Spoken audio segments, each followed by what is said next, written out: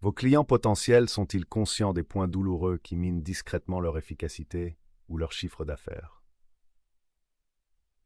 Dans le parcours de l'acheteur, la première phase, la plus fondamentale, est celle de la prise de conscience. C'est le moment où une personne passe de l'acceptation passive d'une situation à la reconnaissance active d'un problème, d'un défi ou d'une opportunité qui nécessite une enquête. Il est essentiel de comprendre ce qui influence les décisions de l'acheteur à ce stade initial, car cela détermine s'il entame ou non le voyage vers la recherche d'une solution. Ce n'est pas le moment de présenter des produits ou de discuter des prix, c'est le moment de valider, d'éduquer et de guider subtilement. Nous devons identifier les forces internes et externes qui conduisent à cette prise de conscience initiale. Nous allons explorer la psychologie de la reconnaissance du problème, ce qui alimente la recherche et la sensibilisation de l'acheteur, et comment votre contenu peut servir de catalyseur critique pour démarrer le voyage. L'éveil. Définir la psychologie de l'étape de la prise de conscience. L'étape de la prise de conscience est régie par un changement psychologique fondamental. L'acheteur passe de l'ignorance à la reconnaissance. Il peut désormais nommer clairement le problème, mais il est encore loin de nommer une solution ou un fournisseur spécifique. Ce processus de reconnaissance est rarement instantané. Il est généralement déclenché par une combinaison de frictions croissantes et d'un élément déclencheur définitif. A. Friction interne et catalyseur externe. Qu'est-ce qui provoque ce changement profond dans la prise de conscience? Nous constatons que c'est souvent la combinaison d'une pression interne croissante et d'un événement externe soudain qui joue le rôle de catalyseur. Friction interne. Il s'agit de la prise de conscience lente et progressive que la situation actuelle n'est pas viable. Elle peut se manifester par des objectifs de croissance constamment manqués, des taux de rotation du personnel élevés ou une escalade constante des coûts d'exploitation. La douleur est persistante, mais la cause profonde est vague. Exemple. Un directeur financier observe que ses marges bénéficiaires trimestrielles ont diminué de 5% au cours de l'année écoulée. Il ressent les difficultés financières, mais ne sait pas si le problème se situe au niveau du personnel, des logiciels ou de la chaîne d'approvisionnement. Sa conscience actuelle se limite aux symptômes. Catalyseur externe. Il s'agit d'un événement soudain et indéniable qui force l'attention à se concentrer immédiatement sur le problème. Il peut s'agir d'un concurrent qui lance un service perturbateur, d'une nouvelle réglementation gouvernementale qui entre en vigueur ou d'un système central existant qui atteint soudainement la fin de sa durée de vie. Ces événements font passer le problème d'une frustration de faible priorité à un mandat urgent. Exemple. Un fournisseur de services en nuage important annonce qu'il abandonne un logiciel clé l'année prochaine, ce qui oblige le directeur informatique à faire face à un vide urgent et indéfini dans son infrastructure. Cette force extérieure dicte l'urgence de la nouvelle prise de conscience. B. Le besoin d'information. La validation, pas les solutions. Au stade de la prise de conscience, l'acheteur utilise le contenu pour valider ses sentiments et définir clairement son vague problème. Il n'est absolument pas à la recherche du meilleur CRM ou de la meilleure société de conseil. Il pose des questions fondamentales et exploratoires, telles que « Suis-je le seul à subir cette érosion de marge de 5% » ou « Comment les experts du secteur appellent-ils ce goulot d'étranglement spécifique de la comptabilité fournisseur ?» Les types de contenus qui réussissent ici doivent servir de validateurs et d'éducateurs objectifs. Des rapports d'analystes définissant les défis spécifiques de l'industrie, les articles de leadership éclairés qui nomment et valident les points de douleur communs, des articles éducatifs qui décrivent clairement les symptômes et leurs origines communes. Cette validation initiale, qui permet à l'acheteur de se sentir compris et de normaliser son problème, est la première étape, la plus fondamentale, pour déterminer ce qui influence la décision de l'acheteur de consacrer du temps et de l'énergie à la recherche d'une solution. Les forces de la découverte. Ce qui motive vraiment la prise de conscience initiale. Pour capter un acheteur au stade de la prise de conscience, vous devez comprendre les forces puissantes qui le font passer de l'acceptation passive à la recherche active. Ces forces fournissent les accroches émotionnelles et rationnelles qui font passer l'utilisateur de la prise de conscience des symptômes à la définition du problème. A. La validation statistique. Quantifier la douleur. Les acheteurs ont besoin de savoir que leur problème est un problème largement reconnu dans l'industrie et pas seulement un échec personnel limité à leur organisation. Le contenu doit fournir des données qui quantifient la gravité du problème, transformant une frustration abstraite en un risque commercial mesurable. Par exemple, le contenu de votre phase de sensibilisation peut aborder des sujets tels que pénibilité de la croissance. Les entreprises qui ne parviennent pas à aligner leur stratégie de vente et de marketing enregistrent, en moyenne, une croissance de leur chiffre d'affaires inférieure de 10% à celle des entreprises qui y parviennent.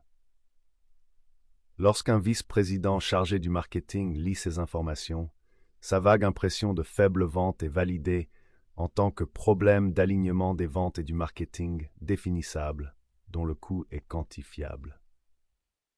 Coût de rétention, mettre en évidence les dépenses liées à la perte de talent. Le coût moyen de remplacement d'un employé de haut niveau peut aller de 150% à 213% de son salaire annuel. Cette statistique aide le directeur des ressources humaines à réaliser que l'augmentation du taux de rotation n'est pas seulement un problème de personnel, mais une crise financière sérieuse à 7 chiffres qui exige l'attention de la direction. Inefficacité. Dans les grands cycles de vente B2B, les commerciaux ne passent qu'environ 39% de leur temps à vendre réellement. Ce point de données fournit au directeur des ventes le langage exact pour expliquer le problème. Il ne s'agit pas d'un problème de volume, mais d'un problème d'inefficacité causé par une surcharge administrative. En fournissant ces chiffres crédibles et sourcés, vous permettez à l'acheteur de formuler son besoin en interne et d'obtenir l'adhésion cruciale des autres parties prenantes. B. La peur de manquer, FOMO et la pression concurrentielle. Les actions des pairs et des concurrents du secteur constituent une influence externe majeure sur la sensibilisation des acheteurs. Lorsqu'un concurrent de premier plan acquiert un avantage stratégique grâce à la transformation numérique ou à l'amélioration des processus, il oblige les autres entreprises à prendre conscience de leurs propres lacunes opérationnelles. C'est la peur de prendre du retard. Par exemple, adressez-vous à le retard numérique. Vous pouvez mentionner que 75% des consommateurs attendent désormais des marques une expérience cohérente et multicanale, et que les entreprises qui n'y parviennent pas prennent rapidement du retard. Cela permet à un responsable de la vente au détail de comprendre que son problème n'est pas seulement la lenteur des performances de son site web, mais qu'il s'agit d'une incapacité systémique à répondre aux attentes des clients modernes. Des informations exploitables. Votre contenu doit s'appuyer sur des exemples anonymes de la concurrence. Les principaux acteurs du secteur enregistrent des gains de 25% en termes de rapidité opérationnelle en adoptant la solution X, pour faire prendre conscience du coût d'opportunité de l'inaction. Cette approche utilise le pouvoir de la preuve sociale et de la pression concurrentielle, une forte influence psychologique, pour inciter l'acheteur à approfondir ses recherches. Perturbation du marché. Jusqu'à 40% des entreprises figurant sur la liste du S&P 500 pourraient ne plus exister dans 10 ans si elles ne parviennent pas à s'adapter à la numérisation et à l'évolution du marché de manière adéquate. Cette statistique de haut niveau est convaincante pour les cadres dirigeants car elle les sensibilise non plus à la résolution de problèmes mineurs, mais à la gestion des risques existentiels. TRIS, la psychologie de la reconnaissance des problèmes. Nommer le défi. L'objectif principal du contenu de la phase de sensibilisation est de fournir à l'acheteur le langage précis dont il a besoin pour formuler son problème à ses collègues, à ses subordonnés et à la direction générale. Cette transformation d'une douleur vague en un défi défini est une étape cruciale pour influencer la décision de l'acheteur de consacrer du budget et du temps à la question. A. Orienter le changement. Symptômes ou causes profondes. Les acheteurs entrent généralement dans cette phase en décrivant des symptômes. Le trafic de notre site web est faible. Nous passons trop de temps à traiter les factures. Les spécialistes du marketing doivent utiliser le contenu pour les guider vers la cause première qui se cache sous la surface. Scénario: un directeur financier reconnaît un symptôme. Nous passons trop de temps à traiter les factures.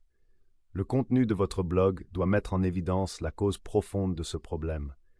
Votre organisation souffre d'un flux de travail obsolète en matière de comptabilité fournisseur, ce qui entraîne un taux d'erreur moyen de 5% et un temps de traitement 3 fois supérieur à la norme du secteur. L'acheteur a maintenant un nom spécifique et technique pour son problème. Concentrez-vous sur le contenu. Utilisez des titres clairs et concis tels que la vraie raison de l'échec de votre automatisation du marketing ou l'informatique fantôme compromet-elle votre sécurité. Ces titres suggèrent directement un problème caché et systémique en faisant appel à la curiosité intellectuelle de l'acheteur. B.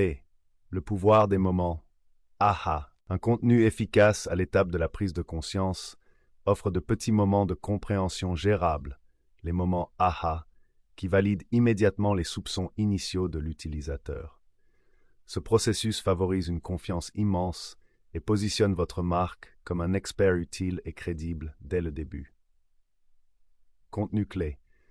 Utilisez des listes de contrôle de diagnostic, des quiz simples de 2 minutes qui révèlent les pièges les plus courants ou des études de cas illustratives qui montrent des pairs dans la même situation.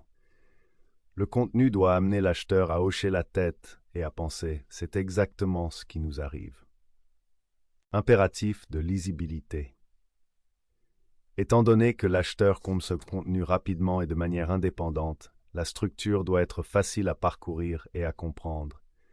Nous utilisons des paragraphes courts, des sous-titres clairs et du texte en gras pour garantir une grande lisibilité et une compréhension rapide des concepts clés. Cet engagement en faveur de la clarté fait partie de notre stratégie visant à maintenir un score de facilité lecture de flèche égal ou supérieur à 70. ETH. Stratégie de contenu applicable au stade de la prise de conscience. Pour guider efficacement les acheteurs dans cette phase critique de prise de conscience, le contenu marketing doit suivre des règles spécifiques et contre-intuitives. Ces stratégies doivent être simples, directes et axées exclusivement sur la facilitation de la découverte et de la définition du problème. À stratégie numéro 1. Adapter le contenu au point douloureux et non au produit. Au stade de la prise de conscience, chaque élément de contenu doit s'aligner sur un point de douleur spécifique. Il doit éviter toute mention de produit. Toute tentative de vente ou de promotion prématurée d'une fonctionnalité détruira la confiance durement gagnée et poussera l'acheteur à se retirer. Exemple contrasté, prématuré axé sur la solution, pourquoi notre CRM est meilleur qu'Excel. Efficace, centré sur le problème. Les 5 coûts cachés de l'utilisation de feuilles de calcul pour les données des clients. La seule solution que vous proposez ici est une information de qualité. Votre contenu est conçu pour répondre à la question tacite de l'acheteur. Quel est le nom de ce problème et pourquoi cela m'arrive-t-il? B. Stratégie 2. Créer une autorité non verrouillée. L'information au stade de la sensibilisation doit être librement accessible et facilement consommable. Le fait de verrouiller les ressources, en exigeant une adresse électronique ou un formulaire à remplir, crée des frictions inutiles et suppose un niveau d'engagement que l'acheteur n'a pas encore atteint. Instauration de la confiance. Il est à noter que 68% des consommateurs ont une attitude plus positive à l'égard d'une marque qui fournit un contenu gratuit de grande valeur qui les aide à résoudre un problème. Cette volonté d'offrir une valeur d'emblée établit la crédibilité. Mesures à prendre. Concentrez-vous sur des articles de blog très lisibles, des infographies faciles à partager et de courtes vidéos éducatives hébergées sur des plateformes telles que YouTube. L'objectif est d'assurer une distribution maximale et non de capturer immédiatement des clients potentiels. Stratégie 3. SEO pour les questions, pas pour les mots-clés. Les acheteurs au stade de la prise de conscience effectuent des recherches larges, axées sur les symptômes. Ils cherchent comme ils parlent, en posant souvent des questions fondamentales. Par exemple, cause d'une rotation élevée du personnel. Comment calculer le retour sur investissement du trafic sur le site web? Votre stratégie de référencement doit refléter ce langage. Concentration sur le référencement. Optimisez le contenu pour des mots-clés à longue traîne axés sur les problèmes et les questions, et non sur les caractéristiques. Veillez à ce que le contenu réponde clairement et directement à la question de l'utilisateur afin de capter son attention initiale. L'expression « ce qui influence les décisions de l'acheteur » doit être naturellement intégrée dans le texte qui explique pourquoi les acheteurs commencent à chercher des informations. Par exemple, comprendre les forces internes et externes à l'origine de ce changement est la clé pour savoir ce qui influence les décisions de consacrer des ressources à la recherche. Guider la première étape. Maîtriser l'étape de la prise de conscience signifie comprendre que la prise de conscience initiale d'un problème est l'étape la plus cruciale et la plus fondamentale pour influencer les décisions de l'acheteur par la suite.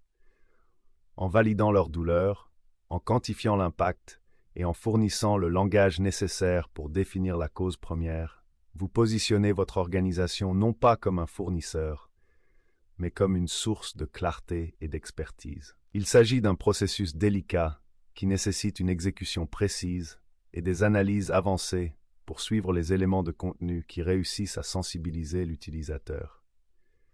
Aspiration Marketing est spécialisée dans la conception et l'exécution de stratégies de contenu très efficaces pour l'étape de sensibilisation.